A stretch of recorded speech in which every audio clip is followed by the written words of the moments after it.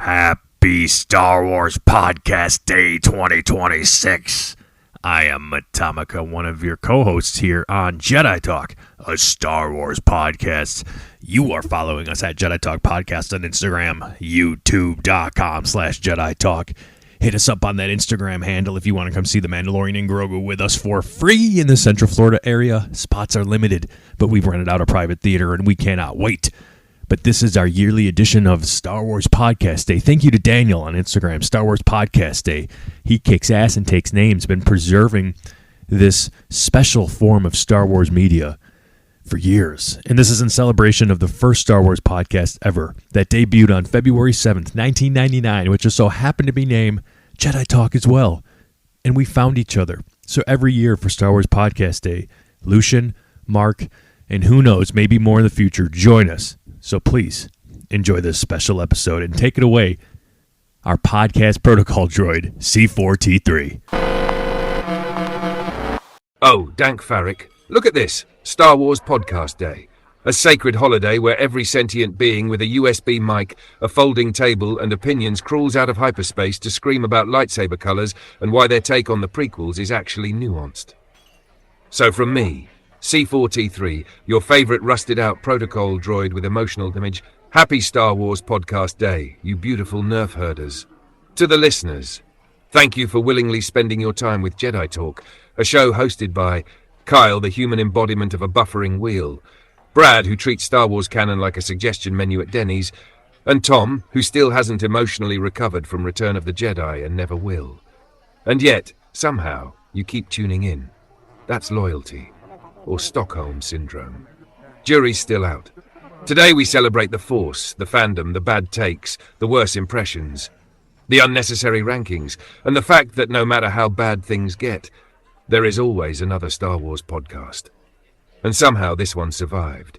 May your downloads be high, your opinions be unhinged, and may the Force mercifully protect you from comment sections. Happy Star Wars Podcast Day. Now over to the galaxy's 8th favorite redhead. And that ranking is generous. I ran the numbers twice. By the right of the council, by the will of the Force. Welcome back to another episode of the Galaxy famous Star Wars Pod Day approved Jedi Talk Podcast.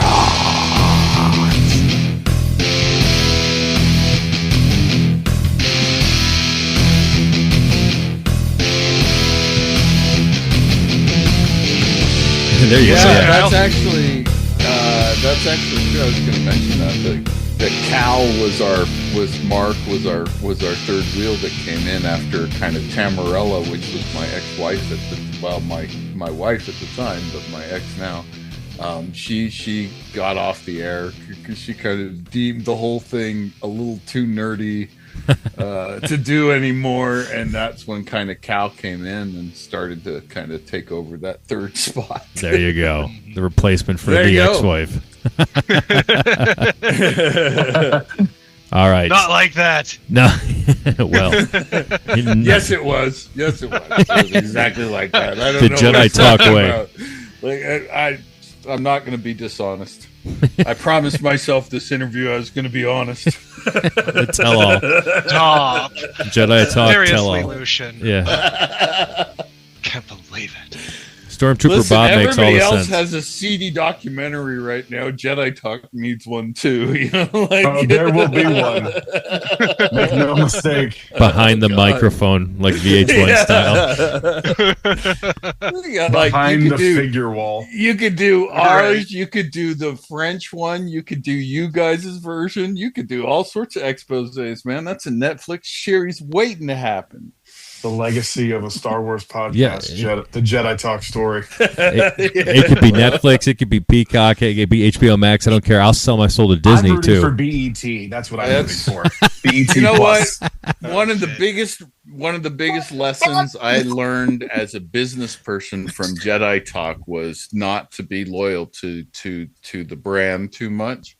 Because I set up Jedi Talk to be the official talk show of Star Wars, which was never going to happen. But for some reason, I had convinced myself this was the proper path. And every time somebody that was outside of the normal sponsors came to us, I just turned them away and said, well, no, you're not Doritos, you're not Pepsi.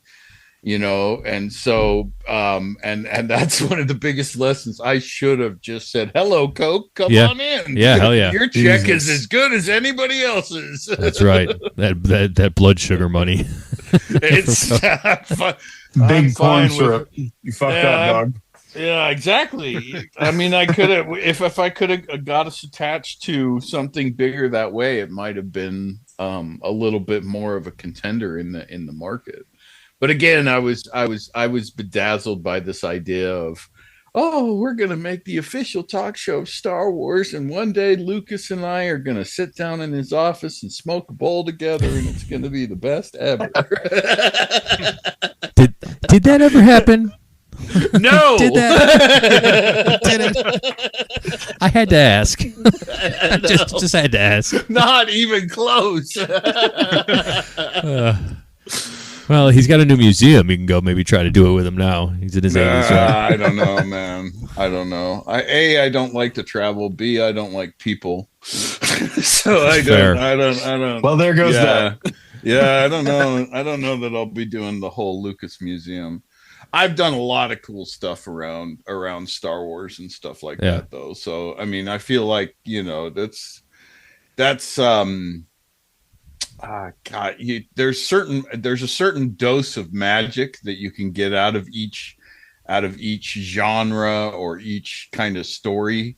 And I feel like that I've gotten quite a bit out of Star Wars already. And every time I kind of push it for more, I kind of wind up disappointed. So I kind of a little gun shy on those kind of things now. But I mean, there's part of me that would still love to go to a Star Wars celebration and see what it's all like again. But we're hoping to go to the one for the 50th anniversary. We're hoping in 27. Yeah, you should broadcast live there. That's the intent.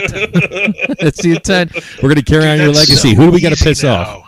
Yeah, I know. It used to be that we took two laptops with two 28.8 modems on it. Holy shit. And had to strap two hot hotel phone lines together to be able to broadcast our show out of there. This is amazing. Gas amp and a bunch of microphones and a bunch of cable. God. That's all we could do. And then the best part was the t-shirts, because we had the t-shirts printed locally and we had tons of t-shirts. And so we had carried t-shirts like every piece of luggage that we could. We had maxed out with these black t-shirts. Okay, we gotta say this is exactly what we wanted to talk to you guys about on this episode with Celebration.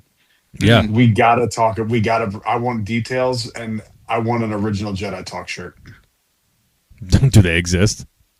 I only have the one that I sent the picture of. Yeah, so I saw that. If you guys and then dude, you guys have never let me know about what you want to do with those books, because I've got that. I've got to. Just tell me how much I got to pay. I'll throw the t-shirt in with it. We'll just pass it on to the next generation. Oh my Jedi God! Talk. Holy shit! You guys heard that first here. That's wild. Holy shit!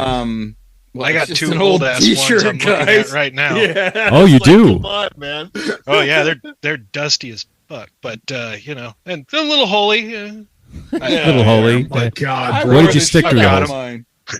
I probably wore them for years. Dude, we used to have like a shed full of those fucking things. I mean, we couldn't get rid of them if we wanted to. So the Jedi Talk funny.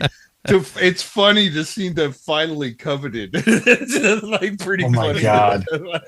That's so sick. God, we wanted those t-shirts to be so successful, because that's basically how we were going to make the money to go on that trip. And the accountant that sponsored that, Dubak's dad, which was one of our fans. Dubak's dad. Dubak's dad. Yeah, literally one of our fans reached out and said, my dad says he'll finance your trip out to the celebration so I can hang out with you guys. Wow. And so I said, well, okay, if he's really that crazy, then sure. And so then I came up with the scheme of, well, we'll sell t-shirts there. So those Jedi Talk after hours was the idea was we'd go to the celebration, and then after hours from our hotel room, we'd do a broadcast, Jedi Talk After Hours. Oh That my was god, also- we have to redo this. We have to replicate this. JT, So- Do it way worse, just like the rest of the show. Yeah, you have to do it on modems, though. Okay, we'll do it on That's modems. only fair. That's fine. That's fine. We can do that. We can do that. Yeah. I'm committed to the bit. If y'all haven't seen the pictures, I just texted Tom one of us at Celebration with Dubak's dad even. Oh shit. Okay. Oh my god. Yeah, we're so young. In Okay, this shit, dude. I cannot- had a this is gonna be such a Padawan good braid. There you go, guys. Yeah, Wow. yeah. Oh they- my they- god. I can't wait to hang that Holy shirt up. shit. Yeah, it was That's so so badass. so crazy. But I'm that's so fucking the- happy I named this podcast Jedi Talk. I Me had too. no fucking idea. Me too. So Yeah. All the fucking things I could have named this fucking podcast. so I It's let me very serendipitous because, like I say, all those other names got trademarked, and because Jedi Talk came out the way that it did, they never could go after us for it. come at me, Bob Iger. Fuck you, dude. If you called it the Jedi Chat Show or something like that, they'd come after you and say you can't use Jedi. But because it's Jedi Talk, they're We're a going, precedent. nah, I don't want to get in that game because that's from a legal precedent. We were a precedent. oh So boy. it's just the stupidest, craziest thing that you came up what with. the But fuck, there you go. bro? It's so nuts to me. Well, I Yeah, I knock don't on know. wood, and it's I made a slight tweak to the T-shirt on TeePublic. Knock on wood, and there hasn't been any noise yet. So you never know. Never know. You might have We might changed piss the them off. name, So let me get the casualties out of the way. We've been rolling and talking and having fun here on Jedi Talk, but first and foremost, happy Star Wars Podcast Day. We're here today because of the two gentlemen that we have joining us again for Star Wars Podcast Day, the OG hosts of Jedi Talk, Lucien and Mark. Welcome, gentlemen. How the hell are you tonight? Lucien, what's up? I'm awake. I'm I spend far too much time in Unreal, the video game engine, and not in the real world. And I talk to AIs way too much, and I don't have much of a life. So there you go. But hey, I'm here. Do you talk to our I'm jealous. do you talk to our Yeah. podcast How's protocol that the droid? opposite problem, dude? Yeah. I would love to be a part of Unreal. Like I long for my computer, so You what? You long for your computer? It's I- funny, well- I have a 35-year career as a network engineer and help desk manager and all sorts of different shit on the IT scale, I mean, and Mark and I have worked together even more than we on Jedi Talk. We've worked professionally together many times as well. And I think that that's one of the major things that you learn as you go along is that, oh geez, I lost my train of thought. That was quick. Woo! It's Ask AI it's what all you're about those to say. it's all those bowls you smoked with George Lucas. But if only, man. I really do think he smokes. He must. Oh, you It come up just- with that. Yeah. You just You don't come up with the fucking. force. Yeah, exactly. Yeah. Exactly. Yeah. You don't come up with the force without doing much. It's around I'm us, man. that's how the Christmas special got made.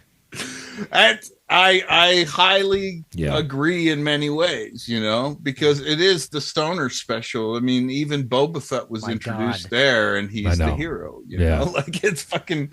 So yeah, it's crazy in that way for me. But yeah, And that giant chin on that Han Solo or that long ass face, like what, like I mean, I'm my tolerance I have for THC is pretty high, but like when I'm watching that, I'm like, oh my god, how fucked up am I? it's kind of made for wild. that audience. Yeah. If you really look at it, Yeah. it's bad singing. It's things you can appreciate. It's Chewbacca's family. It's things that you think about when you're stoned. It's Lumpy, like, hey. Lumpy. One of the first Lumpy. Oh my god, that you remember God, the Lumpy. name. lumpy, But itchy. It's funny because the holiday special used to be like much more guarded. That like they didn't let people see that thing, right? Like they knew Yeah. how bad it was for Mhm. like years They and buried years it. and years. You couldn't get a copy, and I had progressively better quality copies as I went along, getting along. But at first it was like horrible bad copies to try to just see what the hell they were trying to hide, because literally hit TV once and then it was gone. And we didn't have no VCRs when it hit TV. So it's getting a copy of that was like getting a copy of Song of the South by Disney. And did that release in like the winter of 77? Yes, like November. You know what? Cal would probably know that better than me. Cal. But wait, are we talking about Song of the South or Star Wars? Holiday Special. Holiday Special. Oh, I'm not sure exactly. Like, I don't remember seeing it when it first came out, but I was pretty young back then. That was 78, right? It came out like 78. Must have been 78 or 79. Because 77 is when Star Wars released, so it probably ran for a year, and they went, holy crap, this is making so much money. What if, gotta do something. Follow me here, boys. We did a holiday special. Because everyone and their dog was doing a holiday special back in the late 70s and early 80s. They still are. Bass Star Wars Yeah, but not like they were, where they would just grab everyone who was on every show on the network that they were running it on, and they were like, we're having a holiday spectacular. And they're dancing, and you know, Perry freaking Mason is out there tap dancing with somebody. It's like, what the hell? Well, how did Lucas pitch this to like the actors? Like, I would love to have been in the room for that one. Well, there was only one that said yes. And here's the thing is that you got to think that at that point, only A New Hope was out. Right. All of those actors were surprised as hell by the success of this movie, right? Like they had most of the actors in interviews say, oh, well, we thought we were kind of doing this weird art piece really when if you go really back and look at like Alec Guinness's interviews and stuff like that, he's like, yeah, it was interesting. You can see he was like, yeah, this is fucking nuts, and there's nobody that's gonna watch this.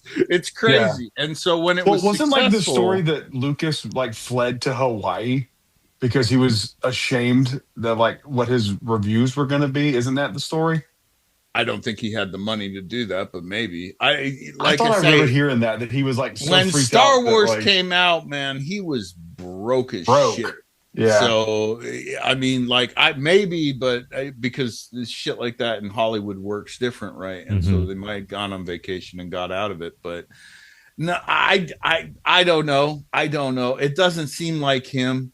Like if you look at the way that the rest of his career was, it's not like he was ever kind of a recluse. You could say, well, he didn't but he was on interview after interview after interview. He loved talking about Star Wars, even though he acted like he didn't like talking about Star Wars. So, I mean, it's just the sheer amount of hours that you have of him talking about Star Wars shows, well, you didn't hate it that bad. So, I looked it up. I was right. I was fucking right. George Lucas famously bailed to Hawaii to escape the anticipated failure of Star Wars: A New Hope when it was released in May of 1977. Convinced the movie would be a disaster, Lucas went to Hawaii during the film's opening week to avoid the expected negative fallout. Oh, that's for a New Hope. It goes on to say that like when he was in Hawaii, they realized the film was a massive hit and was like, hey, get home because you're gonna have to face this like success now. There you go. He probably didn't realize that was the worst out of the two options. Like, fucking what a monster, like my God, to be. So I'm a creative guy. I've been writing for a long time in my life, and I have a lot of stories and stuff out there, and I've always been creative. And so Lucas and I I've always kind of felt like we share that olive branch, or however you'd want to say it. But so as a storyteller, like what would that be like to have like one of my little stories, my stupid little ideas to just blow up into this thing where billions of people are just attached to it, like it's some kind of new religion. It's just amazing to see the impact that this story has had, right? And it's insane. He'd tell you the same thing. He'd say it's a story, right? I did the hero's journey that's been done a billion times before, but why is it that Star Wars in particular has got billions of people? And it's just so weird to me to see what triggers those types of things. So I don't know. Yeah, it's interesting. It's definitely interesting. Tom, I know we do this every year for Star Wars Podcast Day. Have we talked about like this year? Because there's going to be someone new to Star Wars Podcast Day. We need to let them know what's going on. You're absolutely right. So let us regale the tale. So there is a Instagram account out there by the name of Star Wars Podcast Day. Every February 7th, since several years ago, we've been celebrating this Star Wars Podcast Day, and Jedi Talk's our version of Jedi Talk's been a part of it for like 4 or 5 years now. I don't know, something like that. But the reason this all exists is because of the two guys on this podcast now with us who started the first Star Wars podcast ever. Fact check me on that. You won't find, hell, you might not find an actual real podcast ever before these guys, what they were doing with internet radio back in the day. And we celebrate it because that's when the original Jedi Talk started. So if you're new to Star Wars Podcast Day, it's because of them. And we're carrying the unintended legacy of Jedi Talk on. That's crazy. Nuts, man. Crazy. Again, I don't know if what we talked about before is going to be included in this episode. I don't know where you started recording. But of all the things I could have named this podcast when I was starting out by myself, of all the things I could have named this, like this legacy that I stumbled onto is absolutely insane. What other names were you kicking around? I honestly never had a second idea. It was just like, it's going to be called Jedi Talk. And it was because it was Star Wars, so Jedi. And then I was a huge fan of Collider Movie Talk. And I was like, oh, Movie Talk. And you know what you're getting when you see Movie Talk. And you knew what you're getting when you see Jedi Talk. Right. And that's as far as the thought went. So it was just called that. There was no backup name. It was just that. How did Lucien? How did your Jedi Talk name? Was it just kind of like I woke up one day, or was there like a better story behind it? I don't quite remember the origin of the name too much. I think it was kind of wrong, right? It just you were high with George Lucas, yeah. again, that was fantasy. Oh, fantasy. On, okay, man. got it. I already have a hard enough time with fact and fiction. Don't be blurring shit. Did you talk to our third wheel Gene about that? So I can't remember if we had a discussion about the name or not. I'm sure he approved the name, but I think so. The way that the show was incepted was basically we were both working at DirecTV as customer service representatives, and Gene was on the coaching team, and I was trying to get on the coaching team. And so I was making friends there, and I was trying to basically getting on the coaching team meant that I could get off the fucking phones, which I was a horde of. I hated phones. And so I wrote scripts and did all sorts of stuff. But then I got to know Gene, who was a coach, and I became a coach eventually as well.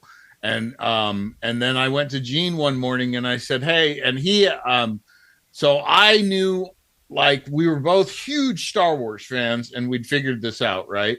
I was huge into the story and knew like everything about like Luke and his legacy and this and that and all of those things. And Gene knew like every spec on every ship and every, like, oh, it had this engine and that and this and that. And so he was really into the technical end of it.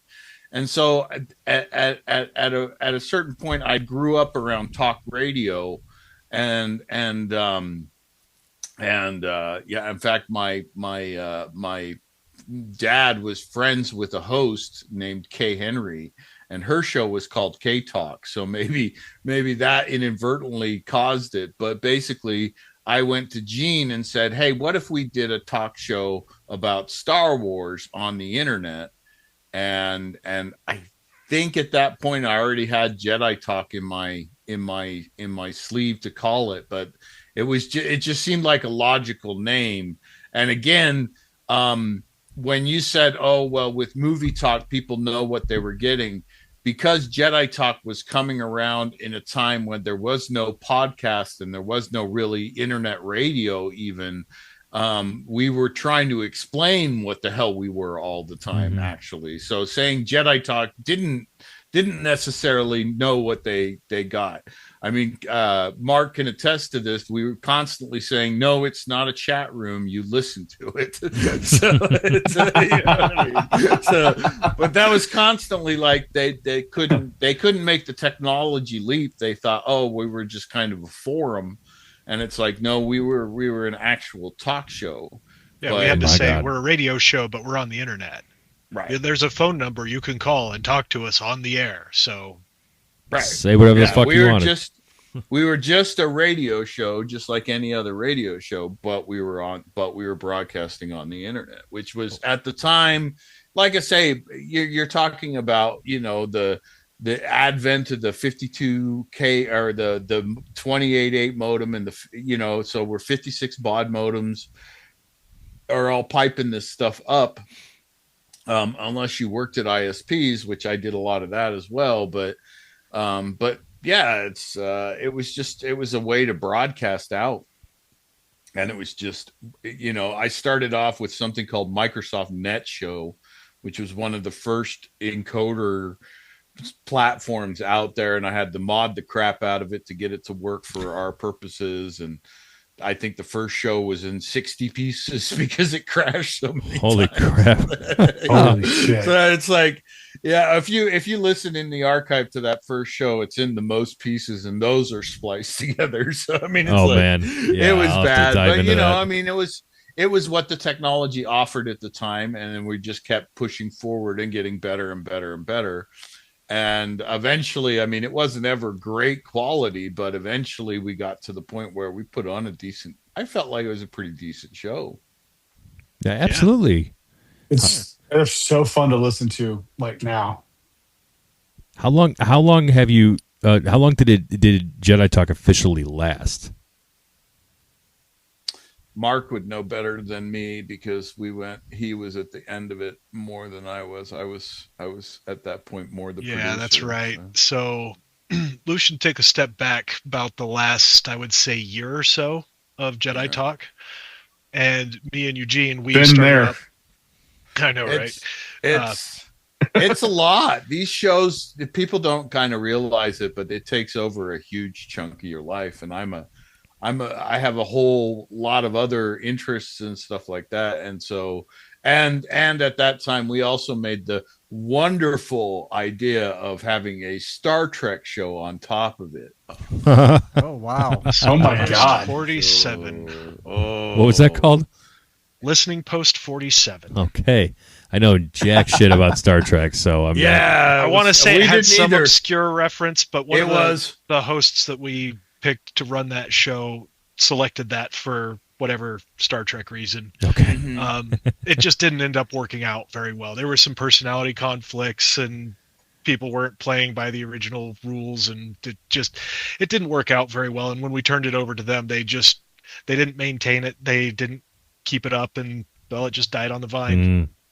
Well, if you're an up-and-coming Star Trek podcast and you want to steal legacy like we accidentally did, you know what to do. There you go. No, I wouldn't do that. Well, so actually, there's a funny story about that. Actually, the original name for that show was Starfleet Communicator, and that's right. StarfleetCommunicator.com. Is that a game? Oh, no, Paramount actually came to me and said, "Hey, that's our fan magazine." Oh. Shit. And we'd love to, kind of, and Paramount was like kind of buddy, which Lucasfilm had never been. They'd always been like, "Fuck you," and get the fuck off our lawn. And you know what I mean? Like, yeah. And Paramount was like buddy with me and like, "Oh, we want to do stuff with you and stuff." And so I was kind of encouraged, and I went, And I went, you know what? We can figure out another name. Yeah, no problem. Go ahead and, just refund me the domain name and you guys can have it just as a goodwill gesture. Again, stupid business move. Anyway, but as a goodwill gesture to try to get in with Paramount so that we could work with Paramount. And they actually gave us some contact information, but the other guys at Listening Post 47, they kind of pissed all that information away. Oh, there was a whole lot of ego in the Star Trek world, and in the hosts, in the fans, in what they needed compared to what Jedi Talk needed. Wow. Here's Jedi Talk that kind of created this whole thing, and then they kind of came along as a sidecar, and then they wanted to be kind of regaled as the best part of it because they were Star Trek, and they felt like they had way more potential than we did on the Star Wars side. And the thing is we had run it kind of like a station because we had a couple different shows. In fact, Mark was on two shows. He was on Jedi Talk, and then he was on Gamers Tavern, which was a role-playing game talk show. How would you describe that show? It was a gaming talk show. So we talked about tabletop games, role-playing games, customizable card games, and board games. So it was a lot of stuff. And that was kind of before, I know, right? It was before we had quite so many board games and quite so many customizable card games. So it was really kind of like the fringe of nerddom at that point. And that's when like Hero Clicks were just barely starting to come onto the market. But I'll tell you what, if you talk about long form podcasts, these guys would sit at 6 hours at a stretch on that. Jeez. And I mean, talk. sometimes, sure. Yeah, they would do long form because, I mean, that's how kind game fans work, right? They all sit long form. And so this show, I mean, I always kind of thought that if you looked at the actual raw potential, that Gamers Tavern probably had the best raw potential, because Jedi Talk had the liability of me being such a fanboy that I wouldn't cross the Lucasfilm lines. And Starfleet Communicator had LP-47 had such an ego that it crumbled their own ambitions. But Gamers Tavern was run for like 2 or 3 years under the radar with their same 20 fans, and they would just spit out episode after episode after episode. But you know, so, some of those fans, they're actually pretty deep in in RPGs now. Like one of our favorite fans, it wasn't JD Weicker, it was somebody else who ended up working with JD Weicker, ended up developing tons of material for the Star Wars RPG as well as D&D. I want to say 4th edition and 5th edition. We had a really cool fan base, and it was a lot of fun to do, but you know, you only have so much energy when you're not getting much back out of it. Yeah. And while we had great fans, it's not like it was paying the bills. We still had day jobs. Right. I still have a day job today. So yeah, same here. Yeah. But it was a lot of fun. It was a real labor of love doing that with my buddy Gene, and you know, Lucien here supporting us in the background. And we did Jedi Talk till about 2005. So I would say for a total amount of time, we ran for about 6 or 7 years. I wasn't there at the beginning, but I was there at the end. And I want to say they started in either 98 or 99, and then we wrapped up in like 2005. Okay. Yeah, 99 is when we started, in February of 99, right before the episode 1 dropped. Yeah, Eugene and I had a discussion before Revenge of the Sith came out, and we were pretty burnt out at that point. The book series was in this really dark area, the end of the New Jedi Order, which had just completely wiped its ass with the galaxy, which was atrocious and sad, and it sucked. But at that point, we were like, you know, we've had a good run. I don't see a whole lot more coming out anytime soon, and I really don't like the direction the books are going. So after Revenge of the Sith, let's just, you know, have an episode or 2 more and wrap this up, put a bow on it, and be done.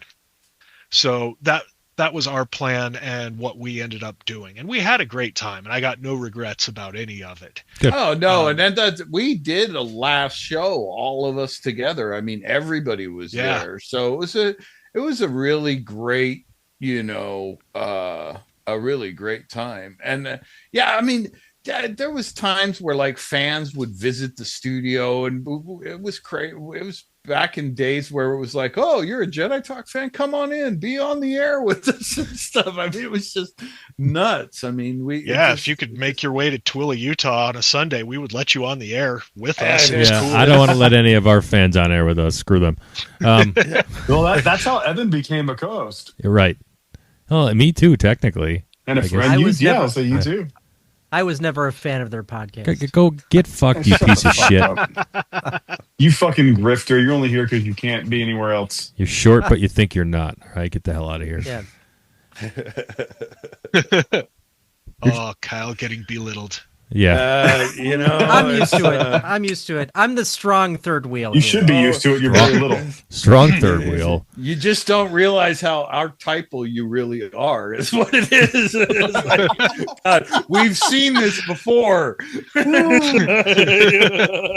Gotta watch out. The late arrival's feisty. All right, so we wanted to talk a little bit about some old school Celebration stories because Celebration will be next year. And Jedi Talk, this version of Jedi Talk, is going to try to make it out there. We hope you guys join us. It's going to be a big 50th anniversary of A New Hope. Anaheim. LA. Anaheim. No, LA. It's LA. Yes, I'm sorry, it's you're right. LA. It is LA. It's LA. I mean, Anaheim, LA. At like the convention center in LA? Yeah, I guess. Yeah, I guess weird. so, yeah. I don't know if they've said where, but it's LA, so weird. Oh, God, LA. God, dude. Yeah, I'm with you. I mean, wow, Anaheim all was bad places I don't want to go. I know. I don't know. That's That our- sounds Grin and bear fun. it for a few days. 50th anniversary of the celebration? No, not really. No. Of A New Hope. So Of A that's New going to be the Hope. focus. New Hope, It's yeah. A New Hope. Jesus Christ. Yeah. So we're going to try to be out there. We're going to try to run a panel or two while we're there. We'll see how that works.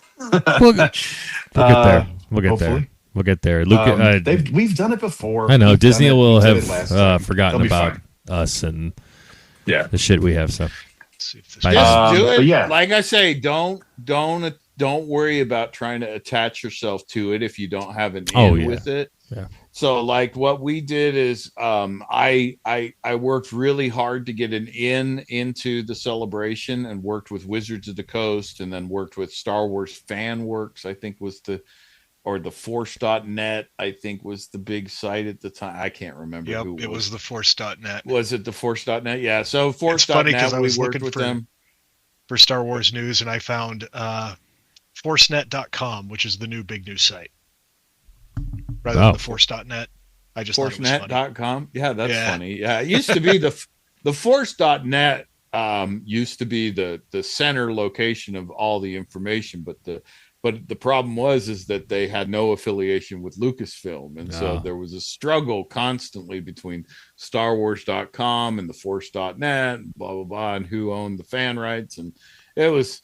Star Wars was such a wild west back then. But anyway, so but I tried to get in, and one of the bigger mistakes is I made is I kept trying to get in, and what I should have done is gone to the celebration, enjoyed the celebration for what it is, and then invited people back to the room to broadcast out, because you're kind of giving a review of the thing. And what we didn't do properly was invite people back to our room to continue the party after at celebration, right? And so, but that's how we got the best interviews, in my opinion, was that one of the last nights we said fuck it, and we just invited everybody back, and all of a sudden we started selling all the t-shirts, and everybody was clamoring around our hotel room, which must have made the hallway really bad. But basically, they were just trying to get on the mic and say, "Oh, Star Wars Celebration's cool, woo!" You know, Spring Break 2026, basically. So it's, you know what I mean? That's basically what they're trying to do. But we had all sorts of costumes come through the hotel that night. There was Boba Fett, there was multiple slave Leia girls, which was also I found my photo dump. Oh boy. Oh, did you? Oh shit. Yeah, could be incriminating. I sent that. I'll try archive not has- to. I've got a couple that are a little Yeah, I've got I know border. Lucien sent me a bunch of those. So Oh, okay. Yeah, I don't know if those that's- specifically were these the ones you sent. Yeah, that's due back. Wow. But that is the night that we started inviting everybody in. But then there was just kind of a cavalcade of all these different people that had gone to Celebration and heard there was a talk show broadcasting from their room that night. So we had Darth Maul in there. Hopefully he's hopefully that wasn't Ray Park. No, Jesus he was Christ. good though. He was looks good. great. Yeah, he does. Yeah, he was really good, and the Boba Fett was really good. I have a Ray Park story from Celebration. Please tell Wow. it, since he's kind of very he's very controversial right now. So this is not. Why is he controversial? He is posting revenge porn again on his Instagram. Oh no! Yeah, no bueno. Not good, yeah. Oh, that's too bad. No, it's a bummer. It makes me sad. Oh, well, I have a counter story that All right. makes him look kind of good. Yeah, but counter. anyway, so Let's hear it. We're Celebration here for a 1. redemption arc. Yeah, well, hey, everybody makes stupid mistakes. I mean, that's a particularly dumb one, but okay. I was at Celebration 1 with Jean and my ex-wife, and Celebration 1 was in Denver, and it was raining cats and dogs, and they were doing it in tents. They were kind of making it an outdoor event. Well, it was not. And I was standing outside the tent and waiting to go into the tent for this Ray Park demonstration, and he brushed up right against me and, oh, sorry, man, how's it going?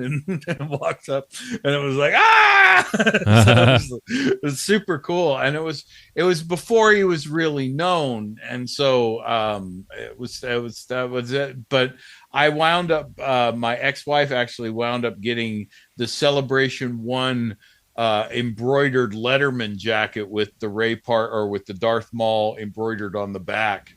And that's cool. my kid still wears that on occasion because that's so badass.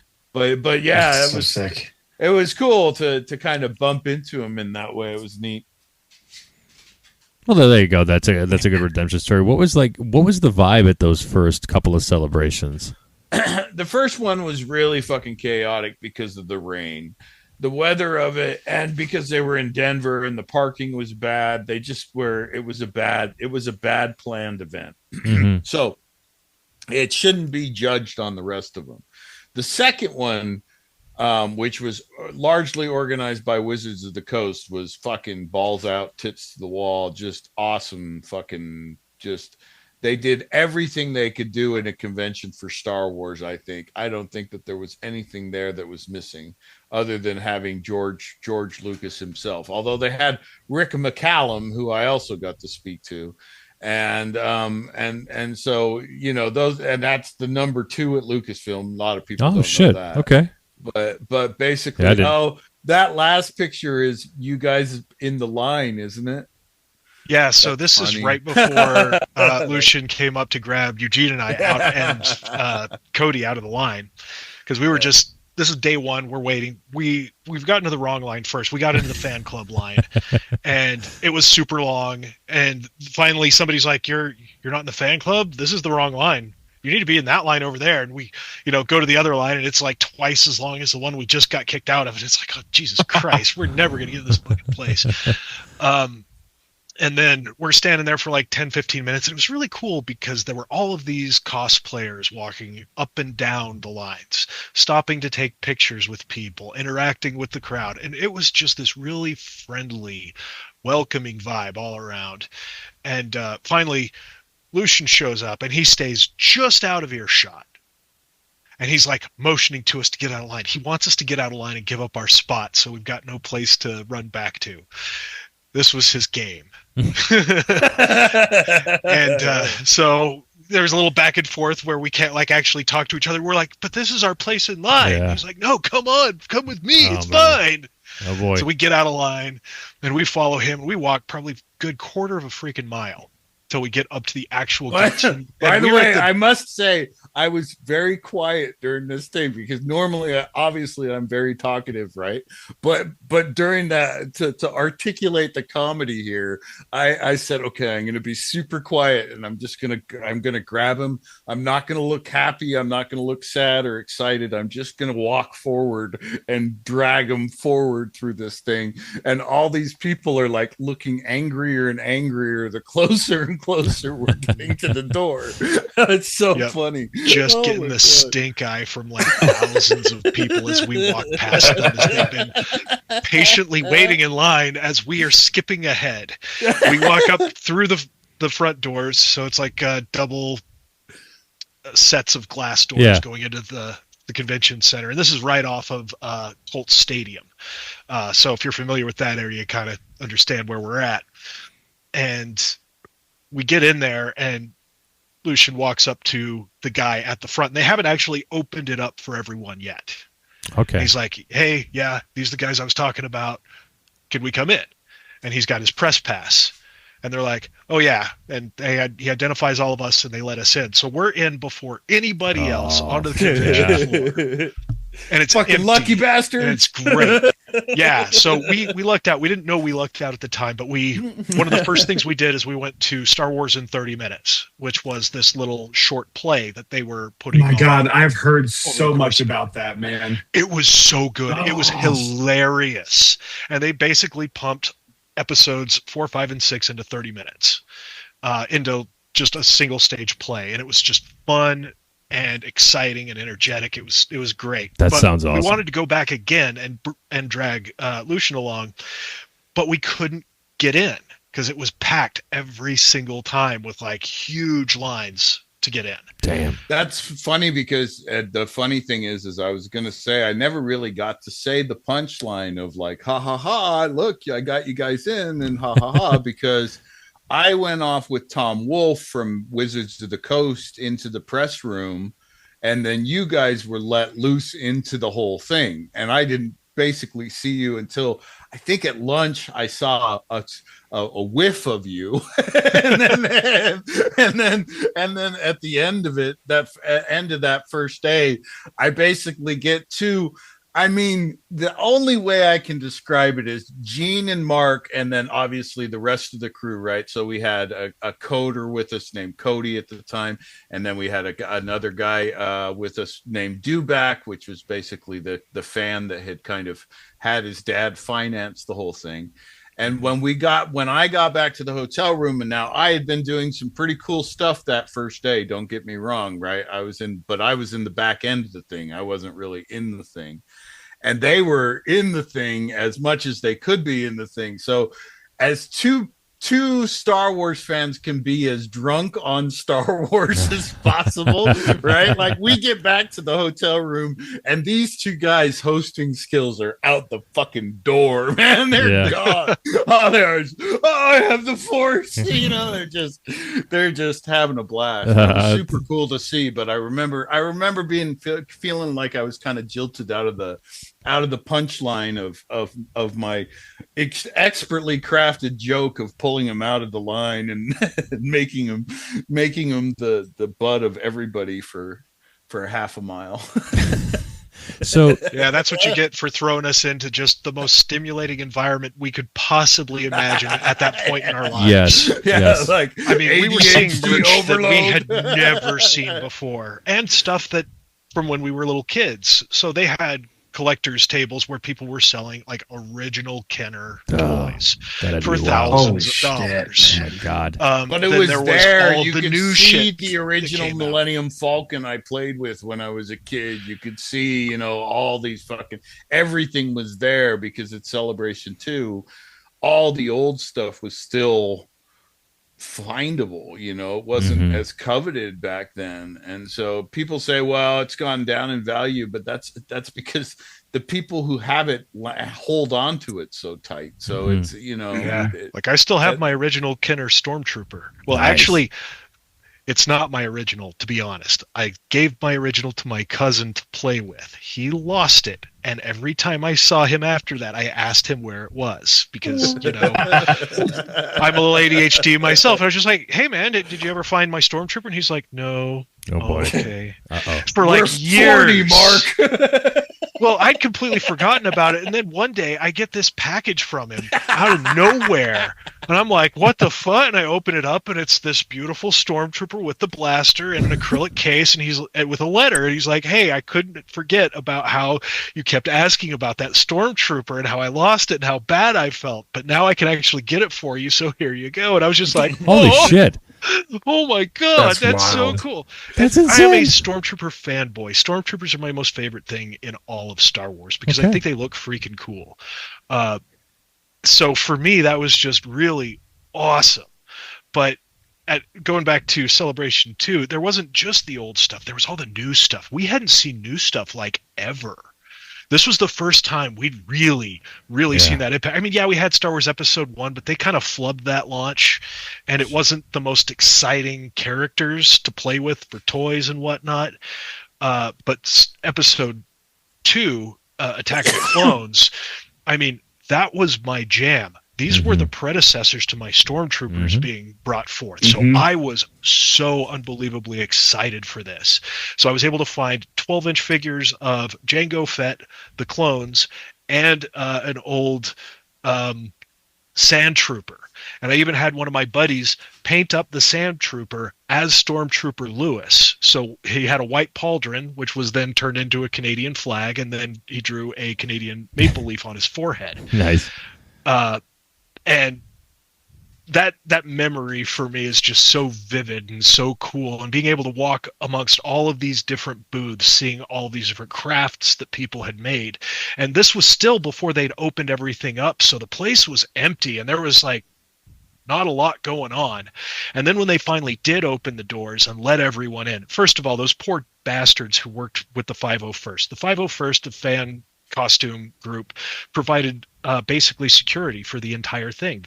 You had stormtroopers there checking IDs, and like the Boba Fett that came to our room told us how sick he was of hearing, "You don't need to see my identification every time." God. He told somebody to turn their freaking badge around so he could see it. Oh God. Yeah.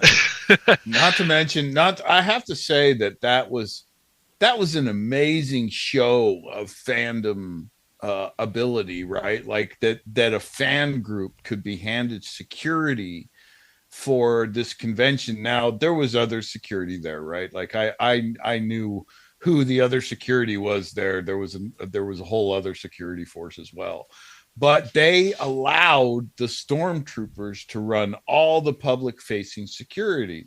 And so, I mean, unless it got really, that's the security nasty. desk picture that I just shared, so Okay. you guys can see it. Right. Oh, But oh my they God. had, I think what was the most impressive is that there wasn't 20 stormtroopers walking around. There was hundreds of stormtrooper squads walking around, and they were all part of that security squad. Mm-hmm. And it was just massive to see this and going, how did you guys mobilize fans to be able to do this? And like in Indianapolis, and I was flabbergasted by the ability of the 501st to get everybody mobilized to do this. I mean, those pieces of armor at that point, most of those guys were making their own armor or buying it for outrageous amounts of money. That's crazy. So you know what That's I mean? dedication, So like to man. get that Fuck. many people, I'm blown away that I got 4 people down there. You know, like, Yeah. Now I mean, it's they had you can get at least 4 million couple like hundred. that. Yeah. a couple hundred. It had to be. There was 2 of them everywhere. They were everywhere, and they were security. It was like your normal. Everywhere you'd see normal security, now you were seeing stormtroopers, and it was just fucking phenomenal. That's so cool. I don't know that they really ever cool. did that again, though. I don't know that they ever did that again. I know that the 501st took a hit doing it, because that was a hard fucking job. Yeah. I tell you that for sure. Yeah. This is Doing that, like just doing that in that armor, it's got to be brutal. Oh, and you know these guys weren't paid really for it either. Oh no, I guarantee it wouldn't be a fight versus. They're probably volunteers. They were paid in karma and vibes. Well, I mean, most fans, especially back then, we would have been like, hell yeah.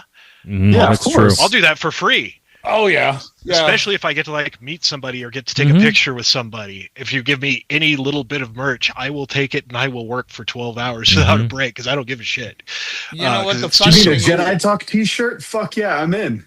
Yeah, right. Yeah, and that's you know, those type of things were big motivators back then. Even, you know, now they are too, but back then that they were huge motivators in that way. But one of the reasons I think the Jedi Talk even started is because I loved when we had the special edition came out in Salt Lake, and me and a buddy, my buddy cosplayed Darth Vader, and he was tall naturally.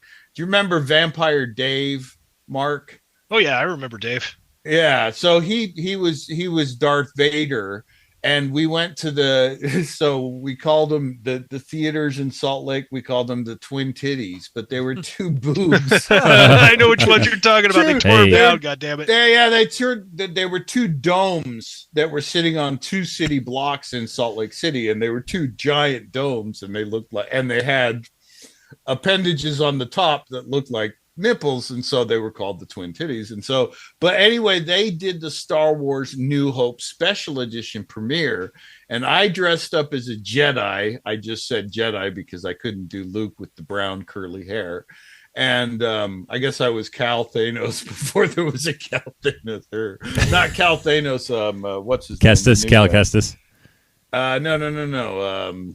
The new guy. Anyway. So, and then Dave dressed up as Darth Vader, and my ex-wife went as Princess Leia in the original. And there wasn't many people dressed up. That was kind of crazy back then, right? Like, this is early 90s.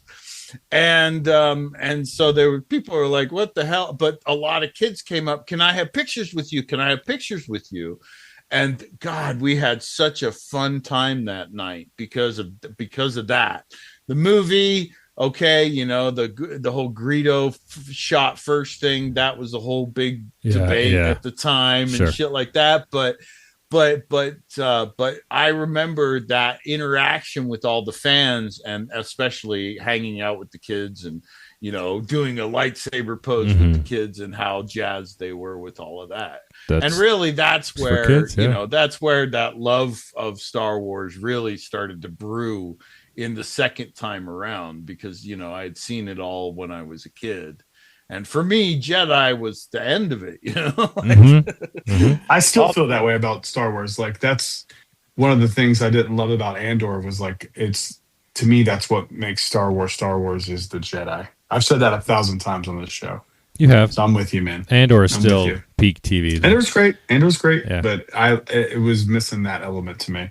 So it's at this point, it's gonna have to have some kind of big reface or something. I you know what? I have some anticipation for the new Starfighter one with Ryan Reynolds, and the reason for that is because, you know who I can't get a hold of about it, Mark?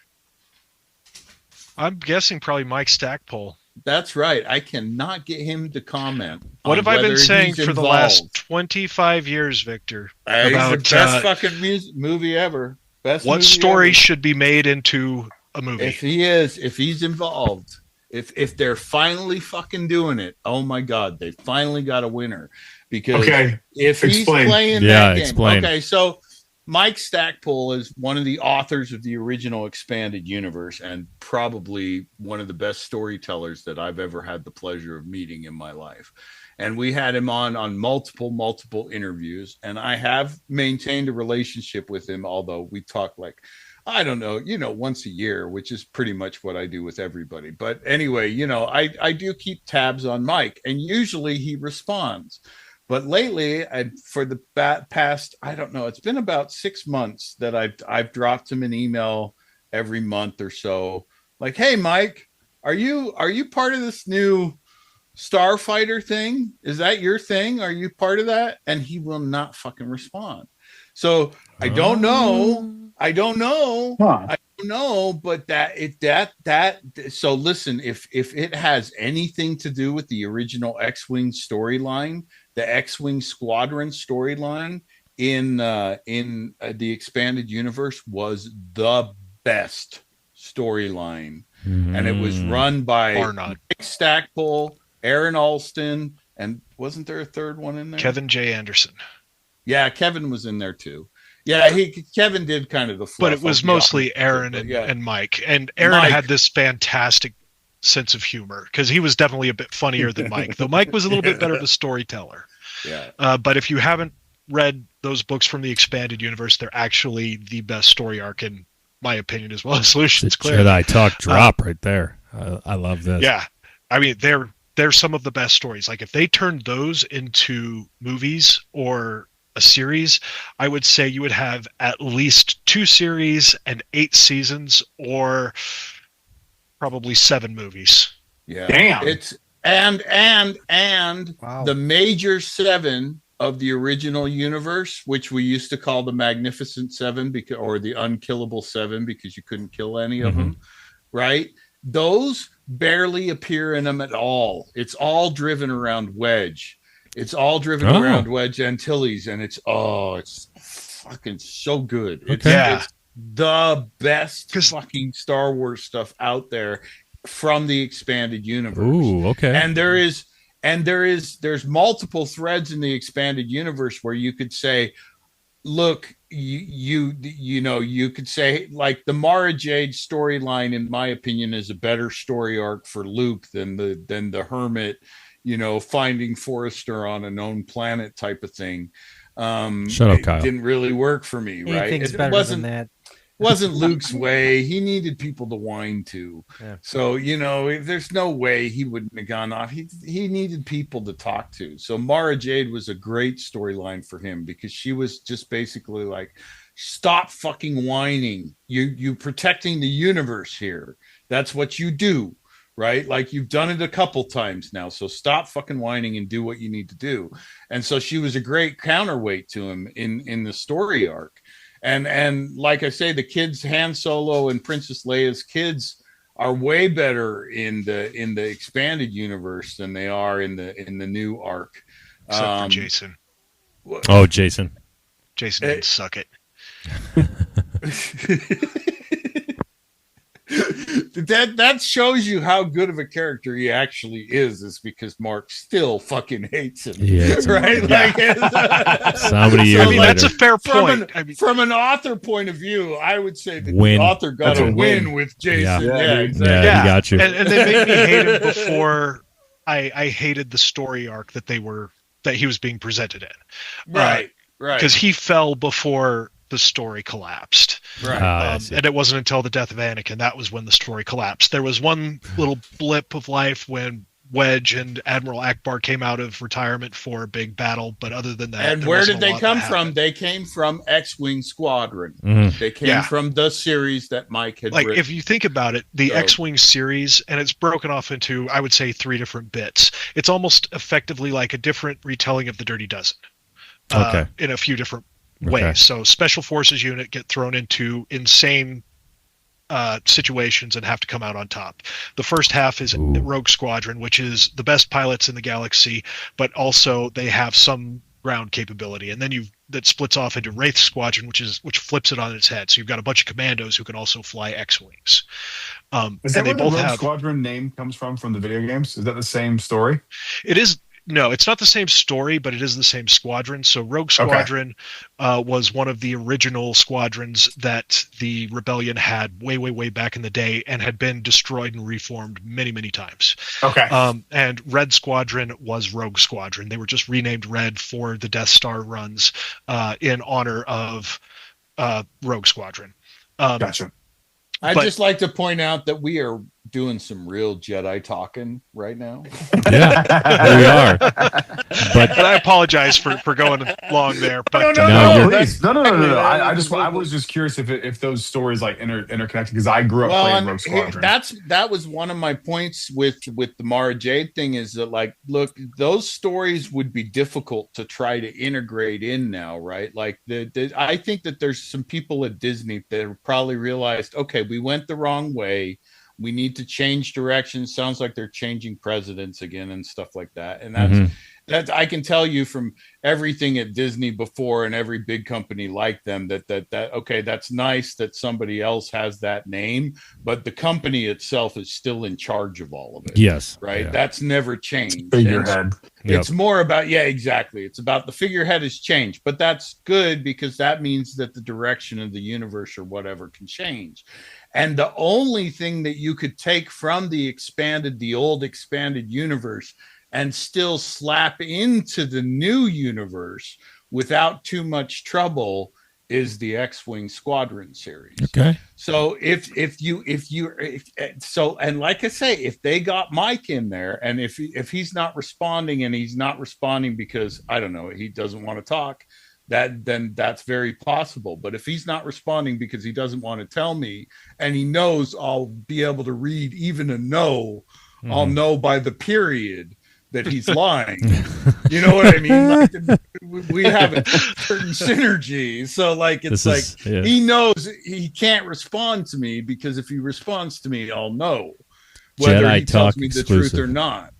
So Lucian's in my figured it out. opinion, it's a possibility that if Mike's involved, I can tell you that we're in for the most action-driven Star Wars series that you've ever been part of, because this is the best of the best of the best fighting in these situations, not some farm boy that used to do moisture evaporation. Yes. That some Fuck green you, Luke. monkey tells him that he's the force master. You guys heard it. You guys heard the best of the best of the best. The OG Jedi Talk host ending today's Star Wars Podcast Day show by telling us that we're getting the best fucking story out of Starfighter. When we talk next year, and like we start prepping for Starfighter, and if you guys nail it, you're coming back on, and we're going to talk about that. You guys have been awesome for joining us again. That'd be wild. Like I say, I mean, Mike would be. He was certainly deserving. Yeah. Of having a full role in Star Wars and having that full kind of synergy with those creative guys. I'm sure that he was always dreaming of it, because he wrote in multiple different universes, and that guy was. I mean, you can ask Mark. He was just a awesome guest and an awesome guy to have around. Well, yeah, super good guy. Lucian and Mark, thank you again for joining us. Thank you. Your legacy lives on through us, and I will continue to rip on Kyle for you guys, specifically you guys. So fuck Kyle, but not the original Jedi Talk. Thank you for creating what you created for us. Stormtrooper Bob continues on. We're finishing that. I'm releasing those less often because I just wanted to continue. And YouTube gets weird when you play Star Wars music a lot back to back to back. They yell at you, so I got to be weird about. I got to be interesting about that. I warned you when you grabbed those. Yeah. There's so We'll much. We'll take the slap on the wrist. Yeah. We'll take the slap on the wrist. So thanks Just again, remember, guys. blue milk addiction is real.